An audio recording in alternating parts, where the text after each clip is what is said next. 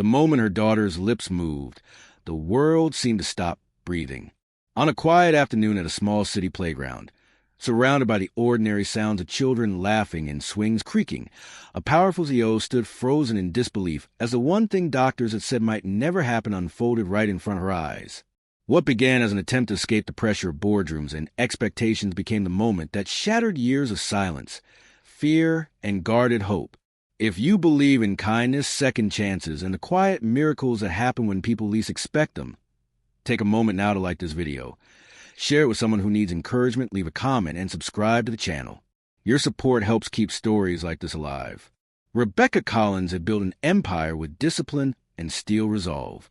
As the CEO of a national healthcare technology company, she was known for her precision, her calm authority, and her ability to make impossible decisions without hesitation. But none of that strength mattered when it came to her daughter, Lily. Lily was 7 years old and had never spoken a single word. Not a sound, not a whisper, not even in moments of pain or joy.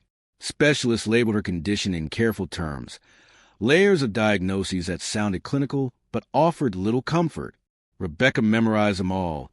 Yet every night she lay awake wondering what it felt like inside her daughter's silent world. Rebecca's life was filled with assistants, chauffeurs, private offices, and carefully managed time. Lily's life was filled with routines designed to make her feel safe. Therapy appointments, visual cards, quiet rooms, and patient teachers who tried their best.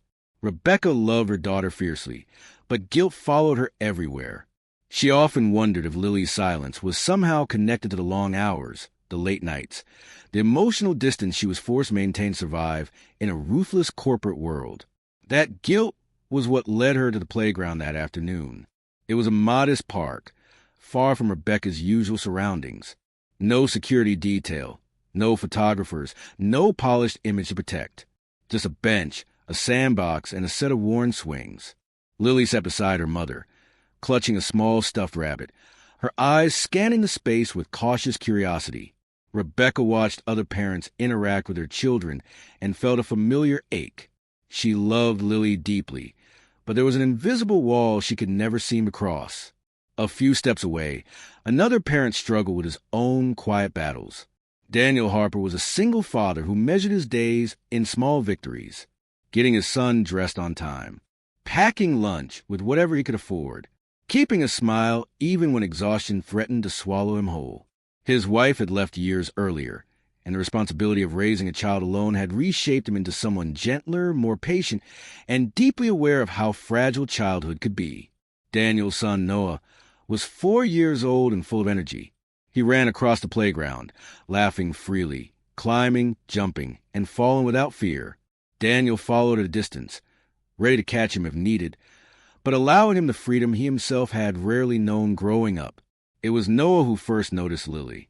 Children often sense difference without judgment, and Noah approached her with unfiltered curiosity. Rebecca stiffened instinctively, prepared for the awkward moment that usually followed. Questions, stares, misunderstandings. But Daniel did not rush over or pull his son away. He watched calmly, trusting the situation to unfold naturally. Noah sat beside Lily in the sand, began shaping small mound with his hands, and offered her a plastic shovel, without expecting anything in return. Lily watched him carefully. Her fingers tightened around her stuffed rabbit. Rebecca's heart raced. She had seen moments like this before, brief connections that faded into disappointment. She prepared herself for silence, for withdrawal, for the familiar sting of hope crushed once again. Daniel eventually joined them, sitting a few feet away, his posture relaxed. He did not speak loudly or force interaction. He simply participated, shaping sand, smiling, creating a space where nothing was demanded. Time slowed. The city noise faded into background. Rebecca found herself holding her breath. Something shifted inside Lily. It was subtle at first. Her shoulders relaxed. Her gaze lingered longer. When Noah laughed at a crooked sand tower, Lily's lips trembled. Rebecca leaned forward, barely daring to believe what she saw. Lily's mouth opened slightly, as if testing the air itself. Then, almost impossibly, a sound emerged. Soft, shaky, but unmistakably intentional. It was not a full sentence. It was not clear, but it was her voice. Rebecca felt the ground tilt beneath her. Tears filled her eyes as years of fear, frustration, and silent prayers crashed into that single fragile sound. Daniel froze as well, instinctively aware that something extraordinary had just happened. He did not celebrate or react dramatically. He remained still, allowing the moment to belong to Lily and her mother. Lily's eyes widened, startled by herself. She looked at Noah, then at Daniel, then back at Rebecca. Another sound followed, stronger this time, more certain. Rebecca covered her mouth, sobbing quietly, afraid that even breathing too loudly might shatter the miracle unfolding before her. That afternoon changed everything. Not because a child spoke for the first time, but because Rebecca realized something profound. Lily did not need pressure, perfection, or endless expectations. She needed presence, safety, patience. Daniel had unknowingly given her daughter what years of structured therapy could not provide in that moment, a space free of fear. Rebecca reached out to Daniel later, her gratitude overflowing but carefully expressed. She did not offer charity or make grand gestures. She listened to his story. She learned about his struggles, his dedication, his quiet resilience. Over time, she created opportunities that honored his integrity rather than rewarding him for the miracle he had witnessed. Lily continued to speak, slowly, unevenly, but with growing confidence. Words came like seedlings breaking through soil, fragile but alive.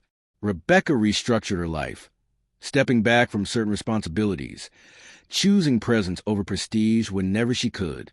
Daniel found stability and purpose in ways he had not imagined, his kindness returning to him multiplied.